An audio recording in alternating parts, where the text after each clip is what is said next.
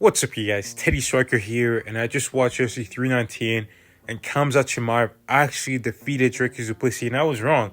I thought that Dricus was going to win this fight, but I did say that I didn't think Khamzat was going to finish him, but regardless, I still took the L, and Dricus did too.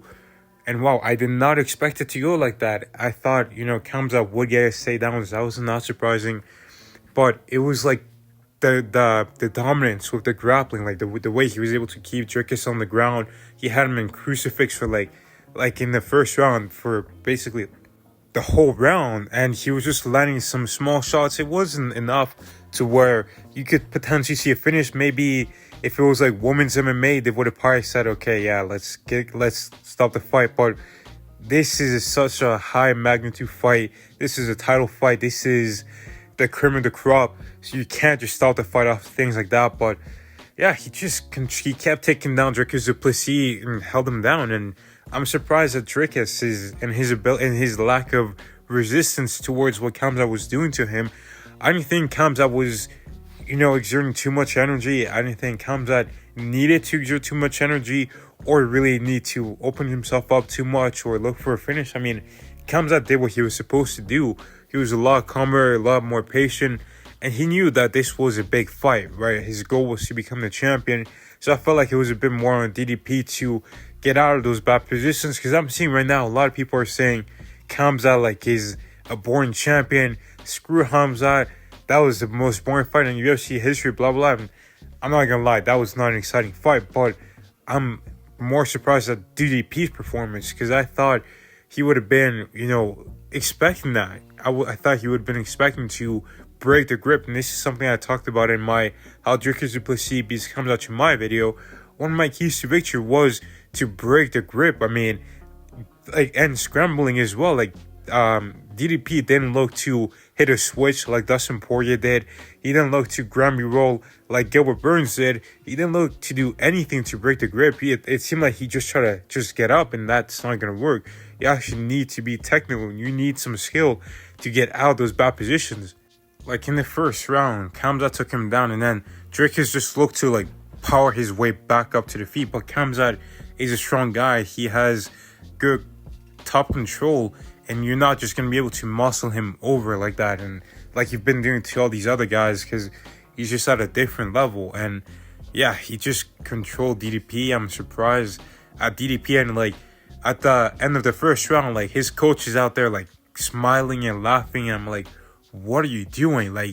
Tell him some actual advice. And I hate when coaches do this. I remember Sugar Sean O'Malley's coach when he fought Merab. After Merab completely dominated in the first round of the second fight, he's like, oh, that's perfect, buddy. And I'm thinking, what the hell is going through this guy's mind right now? Because he has no idea what he's doing. He's clearly out of his mind, and he shouldn't be coaching this guy. And that's what I thought with DDP. I mean, at one point, they just started speaking their Afrikaan language, and you couldn't understand what they were saying, but you can tell something was not adding up. I don't think they were telling him the right advice, and I don't think they had the right game plan, because there are some points where DDP was looking for a guillotine instead of actually looking to defend the takedown, and that led to him getting dominated by Khamzat Chimaev. So I feel like he just had the wrong game plan. He did look to try and, stay in the center of the cage a little bit, but then Khamzat was able to just run him over with his takedowns. And yeah, Khamzat is just a monster. He is a champion for a reason, and man, it's going to be tough to beat him at middleweight. There are some interesting matchups. I feel like the two most interesting matchups are going to be Khamzat versus Imavov, and Khamzat versus Fluffy Hernandez. I don't think that the Ritter fight is going to be that interesting. I mean, the Ritter was getting controlled by Robert Whittaker at some points, and I don't think his striking is really that good. He does have the knees that might, pose him problems, who knows, but he was getting controlled by Bo Nickel as well on the ground, so I don't see it going too great for him. Hernandez, he does have some fairly good striking. He's got some good pace, but he is a little bit chinny. Then you got Imavov, who was getting controlled by Brendan Allen. I mean, there's not really anyone there at middleweight that really sticks out as a guy that could potentially beat him. And obviously, MVP would get decimated by Khamzat in a round. He was getting controlled, and he couldn't do anything to Jared Cannonier, who's not really known for his grappling. And then Sean Strickland, he's not doing anything to Khamzat. Apparently, he was getting submitted left, right, and center whenever he was training with Khamzat. Same with Barallo. Apparently, Barallo was getting submitted too when he trained with Khamzat Chimaev.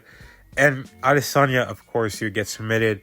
So yeah, there's really no one in the middleweight division that's exciting for Khamzat, unless Kamaru Usman decides to leave the welterweight division. He properly bulks up and he says, hey, look, I had a draw with Khamzat, put me back in there with him and give me 5 rounds, and I'm stopping this guy.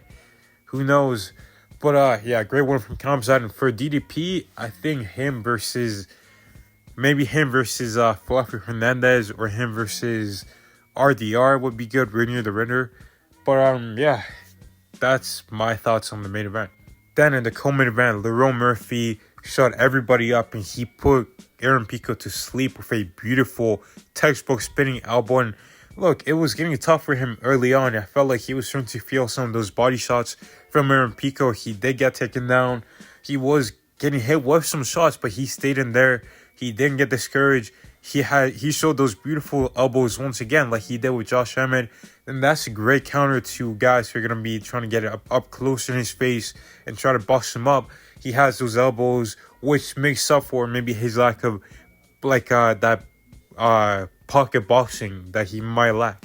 But it was a great performance, and I absolutely think he should fight Alexander Volkanovski next. It sucks for Movsar Evloev, but it seems like he's injured. So let's get Volk active and let's have him fight Lerone Murphy. I don't mind saying that at all. But then we had Carlos Prates versus Jeff Neal, and wow, that was a great fight. And by the way, I did think that Lerone Murphy would beat Pico. I thought he was going to win by decision. I also thought Prates was going to beat Jeff Neal by a second round KO. He got a KO in the first round. But yeah, that was a great fight. It was a one round fight, like Jeff Neal said. Unfortunately, it didn't go his way, but he was doing well in there. He was tagging up Carlos Prates up with some good punches. But eventually, Carlos Prates found his kicks. He found his knees.